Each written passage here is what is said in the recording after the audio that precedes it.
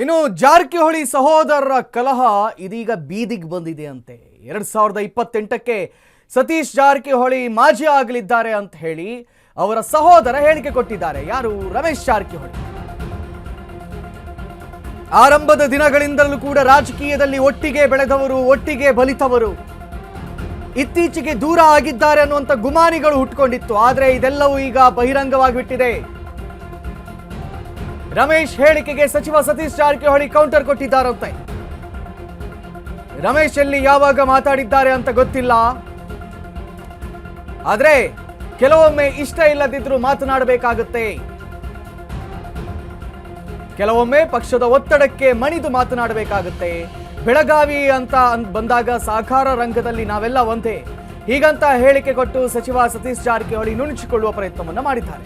ಈ ಮೂಲಕ ನಾವೆಲ್ಲ ಒಂದೇ ಎಂಬ ಸಂದೇಶವನ್ನ ಸತೀಶ್ ಕೊಟ್ಟಿದ್ದಾರೆ. ತಮ್ಮ ಕುಟುಂಬದ ಎದುರಾಳಿಗಳಿಗೆ ಮಂತ್ರಿ ಸತೀಶ್ ಟಕ್ಕರ್ ಕೊಟ್ಟಿದ್ದಾರೆ.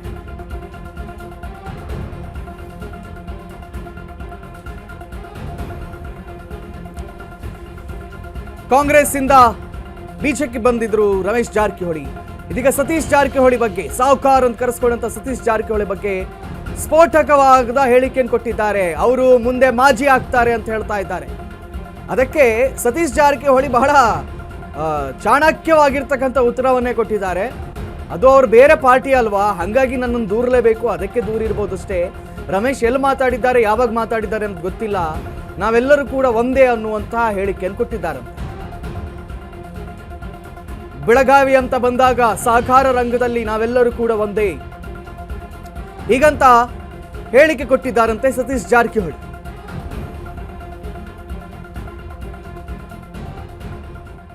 ಸೊ ಈ ಮೂಲಕ ನಾವೆಲ್ಲ ಒಂದೇ ಅನ್ನುವಂಥ ಹೇಳಿಕೆಯನ್ನ ಕೊಟ್ಟಿದ್ದಾರಂತೆ. ನೋಡಿ, ಅಣ್ಣ ತಮ್ಮ ಸತೀಶ್ ಜಾರಕಿಹೊಳಿ ಮತ್ತು ರಮೇಶ್ ಜಾರಕಿಹೊಳಿ ನಡುವಿನಲ್ಲಿ ಎಲ್ಲವೂ ಸರಿ ಇಲ್ವಾ ಅನ್ನುವಂಥ ಪ್ರಶ್ನೆ ಇದೀಗ ಮೂಡ್ತಾ ಇದೆ. 2028ಕ್ಕೆ ಸತೀಶ್ ಜಾರಕಿಹೊಳಿ ಮಾಜಿ ಆಗ್ತಾರೆ ಅಂತ ಹೇಳಿ ರಮೇಶ್ ಜಾರಕಿಹೊಳಿ ಹೇಳಿಕೆಯನ್ನು ಕೊಟ್ಟಿದ್ದಾರಂತೆ. ಈ ಹೇಳಿಕೆ ಇದೀಗ ಬಹಳ ವಿವಾದವನ್ನು ಹುಟ್ಟು ಹಾಕ್ತಾ ಇದೆ. ಹಾಗಾದ್ರೆ ಅಣ್ಣ ತಮ್ಮ ಇಬ್ಬರು ಕೂಡ ಬೇರಾದ್ರ, ನಾವಿಬ್ರು ಬೇರೆ ಬೇರೆ ಪಕ್ಷದಲ್ಲಿದ್ರೂ ಕೂಡ ಒಬ್ಬರನ್ನೊಬ್ರು ಬಿಟ್ಟುಕೊಡಲ್ಲ ಅಂತ ಹೇಳ್ತಾ ಇದ್ರಲ್ಲ, ಅಂತಹ ಜಾರಕಿಹೊಳಿ ಬ್ರದರ್ಸ್ ಬೇರಾಗಿಬಿಟ್ರ ಅನ್ನುವಂತಹ ಗುಮಾನಿ ಇದೀಗ ಎಲ್ಲಾ ಕಡೆ ಹಬ್ತಾ ಇದೆ.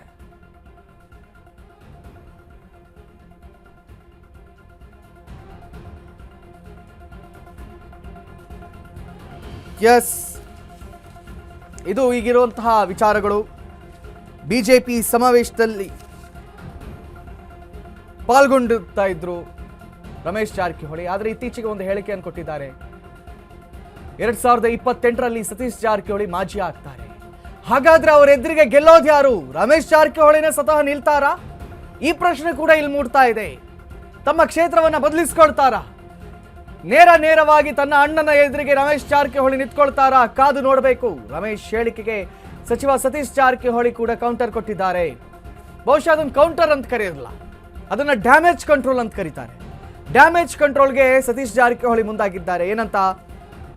ಹಂಗೇನಿಲ್ಲ ರೀ, ಸಹಕಾರ ರಂಗ ಅಂತ ಬಂದಾಗ ನಾವೆಲ್ಲ ಒಂದೇ, ಪಕ್ಷಗಳು ಬೇರೆ ಬೇರೆ ಇರುತ್ತಲ್ವಾ, ಹಾಗಾಗಿ ಪಕ್ಷದ ಸಿದ್ಧಾಂತಕ್ಕೆ ಸರಿಯಾಗಿ ಹೇಳಿಕೆಗಳನ್ನು ಕೊಡಬೇಕಾಗತ್ತೆ, ಅದನ್ನೇ ಮಾಡಿರಬಹುದಷ್ಟೇ ಅಂತ ಹೇಳಿಕೆಗಳನ್ನು ಕೊಟ್ಟಿದ್ದಾರಂತೆ. ಹಂಗೆ ಹೇಳಿದ ಕೂಡಲೇ ನಂಬಿಡಕ್ಕಾಗತ್ತಾ? ಇಲ್ಲ.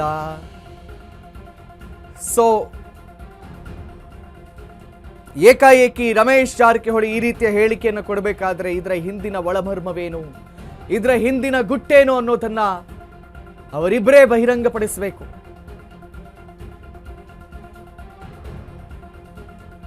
ಇಬ್ಬರು ಕೂಡ ಒಂದೇ ಪಾರ್ಟಿಯಲ್ಲಿದ್ರು, ಆದರೆ ಪಾರ್ಟಿಯಲ್ಲಿ ಒಂದೇ ಪಕ್ಷದಲ್ಲಾದಂಥ ಮನಸ್ತಾಪದಿಂದಾಗಿ ಅಣ್ಣ ತಮ್ಮ ದೂರ ಆಗ್ತಾರೆ. ಆದರೆ ಅವರ ಸಂಬಂಧ ಹಂಗೆ ಇರುತ್ತೆ. ಒಬ್ಬರು ಒಂದು ಪಕ್ಷ, ಮತ್ತೊಬ್ಬರು ಇನ್ನೊಂದು ಪಕ್ಷಕ್ಕೆ ಸೇರ್ತಾರೆ. ಇಬ್ಬರು ಕೂಡ ಎಲೆಕ್ಷನ್ನಲ್ಲಿ ಕಂಟೆಸ್ಟ್ ಮಾಡ್ತಾರೆ. ಪಕ್ಷಗಳು ಬೇರೆ ಆದರೂ ಕೂಡ, ಪಕ್ಷಗಳ ಸಿದ್ಧಾಂತಗಳು ಬೇರೆ ಆದರೂ ಕೂಡ, ಸರ್ಕಾರಗಳು ಬೇರೆ ಆದರೂ ಕೂಡ ಇಬ್ಬರು ಇದುವರೆಗೆ ಒಬ್ಬರನ್ನೊಬ್ಬರು ಬಿಟ್ಟುಕೊಟ್ಟಿರಲಿಲ್ಲ.